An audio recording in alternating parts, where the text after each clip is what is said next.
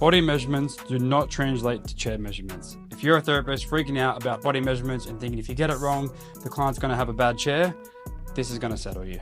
Body measurements actually translate to trial setup, and the trial setup dictates what the chair is actually going to be.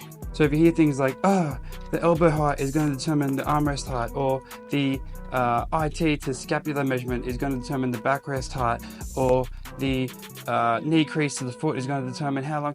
No, it's not.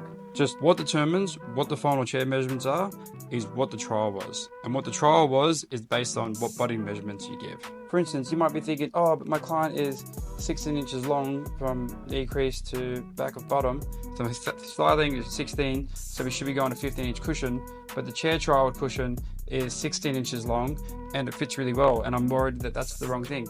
That's fine. Like, if the 16 works well, if the 16 has enough gap between here and we're getting full surface contact over here, then go to 16. Ignore your body measurements now. Like, go to 16 because maybe your measurements were wrong. Or maybe some cushions measure, like they don't measure like a square, they measure a bit like that. So maybe the 16 is actually fine. Like, just go off what you've trialed and that will determine your chair measurements. Don't get so caught up on the body measurements. Body measurements determine what you trial. What you trial determines what you script. Good luck.